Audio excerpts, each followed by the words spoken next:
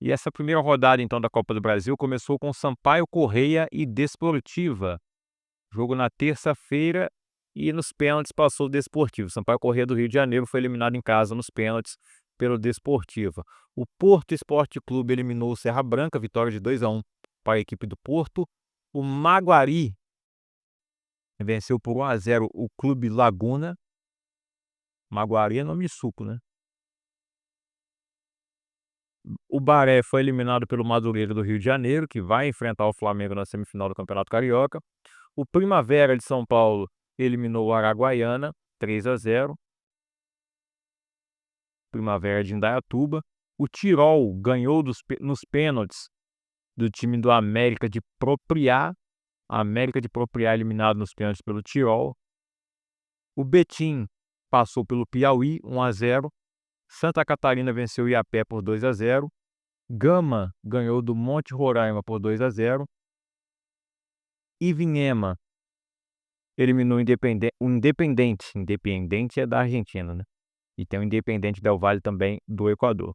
Mas o Ivinhema venceu por 1-0 o Independente, que tem o escudo ali muito parecido com o do Palmeiras, né? Igual, só troca o P pelo I. O Ji-Paraná eliminou o Futebol Clube Pantanal, 2-0 para o Ji-Paraná. O Galvez foi eliminado pelo Guaporé. Guaporé. Nos pênaltis, então, deu Guaporé. O Primavera, tem mais o Primavera aqui, Primavera Atlético Clube, passou pelo Bragantino do Pará. E o Vasco do Acre, onde joga o goleiro Bruno, aquele mesmo. O Vasco do Acre foi eliminado pelo Velo Clube, que tinha acabado de levar 6-0 para o Santos. Perdeu de 6-0 para o Santos na última rodada da fase de Liga do Paulistão.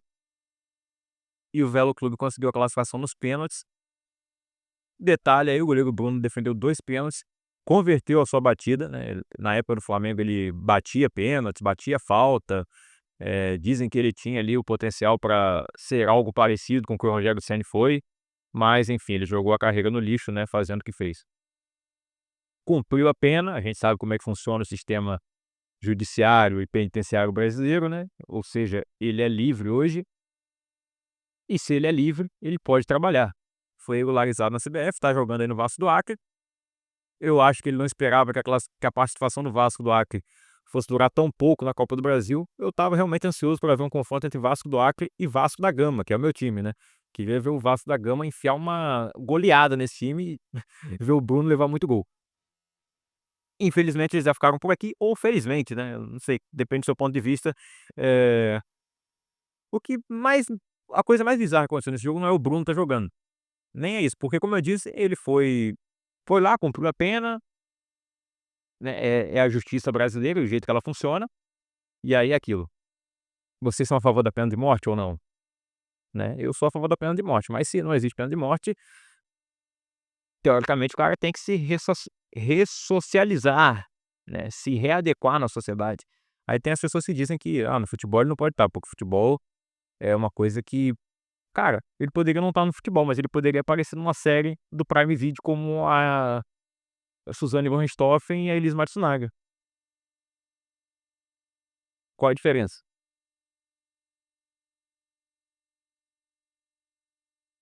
Então, ele tá aí. Pra mim, o mais patético não foi isso, foi a homenagem que o time do Vasco do Acre fez para 5 jogadores, acho que eram 5 ou 4 ou 5 jogadores que foram detidos aí como suspeitos pelo crime de o YouTube não deixa eu completar a palavra, aquele mesmo. Eu acho que é um crime até mais abjeto do que assassinato, que é o que o Bruno fez, né, ou participou de um. Ser mais cruel, né, mas sim, acho mais hediondo. E é crime de qualquer maneira, eu acho que devia ter pena de morte para os 2, né, para os 2 casos, enfim.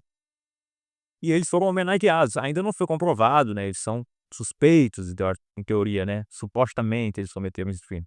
Ainda não foi comprovado. Mas homenagear por quê?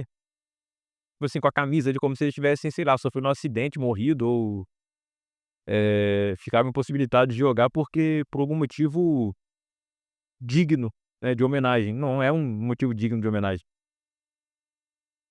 Enfim, o Vasco do Acre já acabou a participação dele aí na Copa do Brasil. O Velo Clube vai ter a chance de jogar a segunda rodada. Já temos aqui os confrontos definidos na segunda rodada e serão mais jogos ainda, hein. Olha só, Boa Vista e Maringá, Joinville e CSA, América e Gás, Juazeirense e Capital, Castanhal e Guarani, Gama e Goiás, Capital, mais um, e Manaus. Tem que falar ali, capital da onde?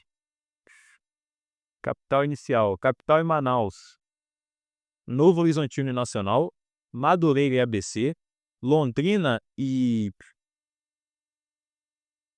Penedense, Tombense e Oratório, o professor da Oratória, São Luís e Maranhão, Retrô e Uberlândia, Imperatriz e Amazonas, Anápolis e Cianorte, Ceilândia e Jacuipense, Caxias e Guarani, Águia de Marabá e Independência,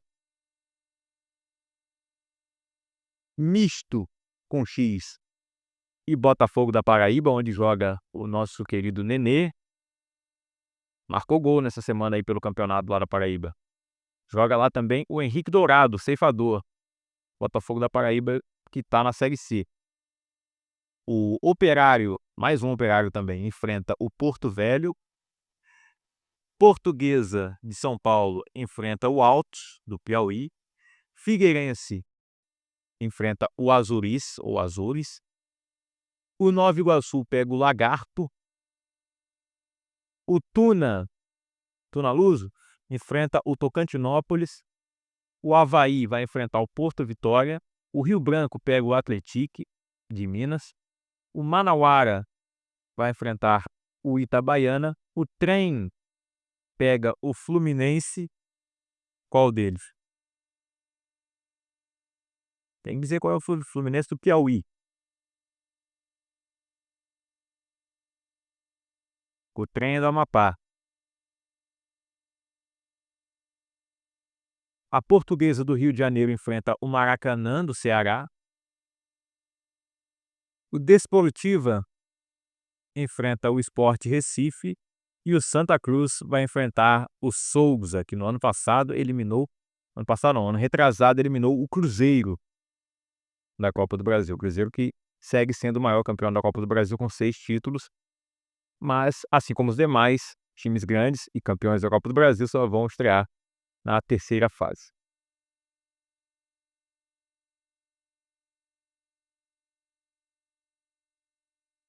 Quem está aparecendo o Felipe Coutinho como jogador da Copa do Brasil ali?